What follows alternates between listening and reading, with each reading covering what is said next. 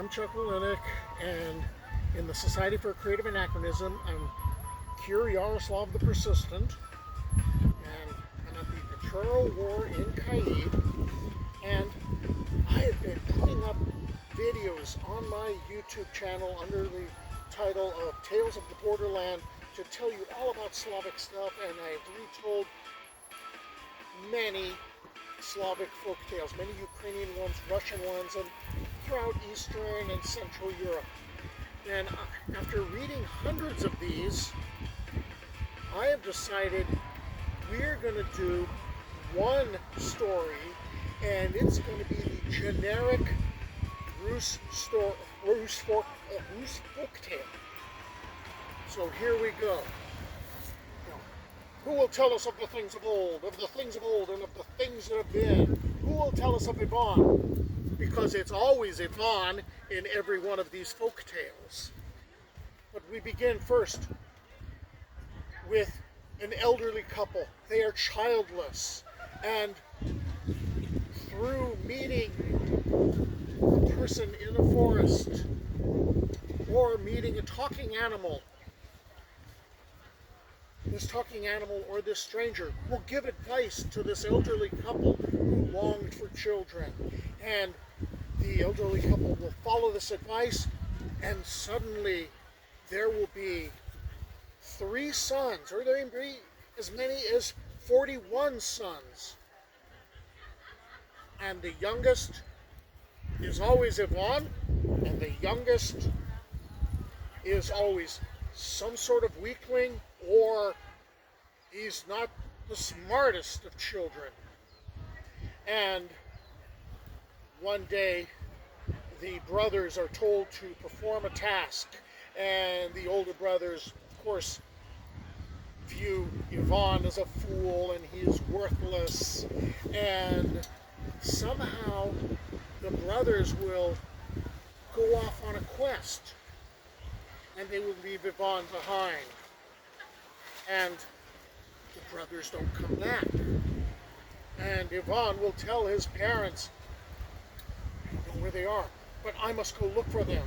Ah, Ivan, how are you even going to find them? But Ivan will go. And Ivan will meet either, we're doing it as a flow chart, he will meet either a talking animal that speaks in a human voice, or Baba Yaga. So, which would we prefer? Baba Yaga. Pardon me. So, we go to Baba Yaga. There are many Baba Yagas, but she falls into one of 2 categories. The good Baba Yaga or the bad Baba Yaga? Good. Good Baba Yaga. The good Baba Yaga. The good Baba Yaga will now give advice to Ivan, who is frightened of her. Understandably so. You know, she has a horrible reputation in the village. And Baba Yaga will give advice and will send Ivan upon this quest to find his brothers. But what will happen first?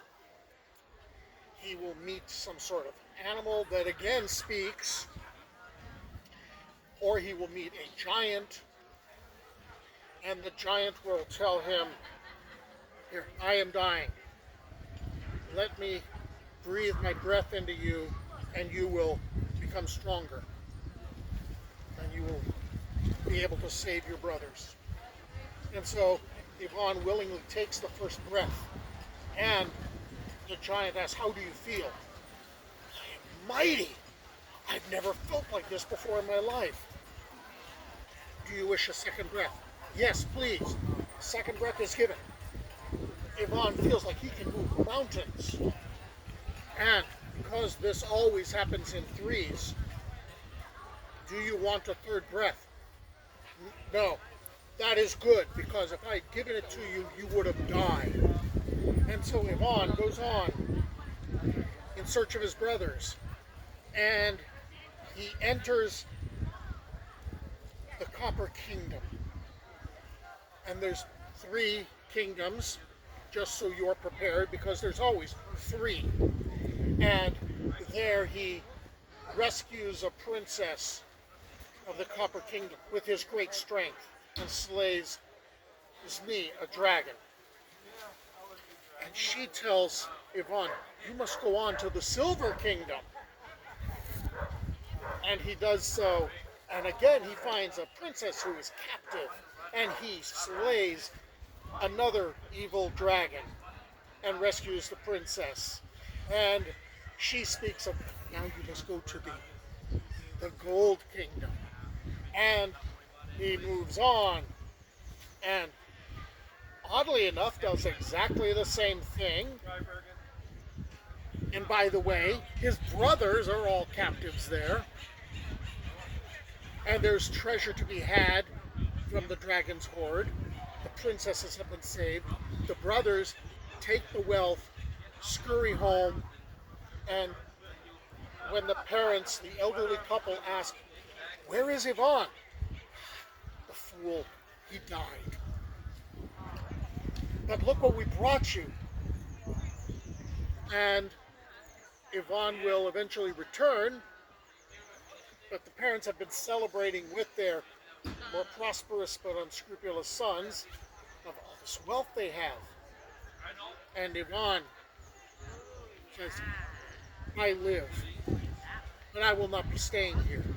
He will move on and he will marry one of the princesses, and it is always the princess is the daughter of a Tsar, which tells you that's a late period story, and they will live happily the rest of their days. There.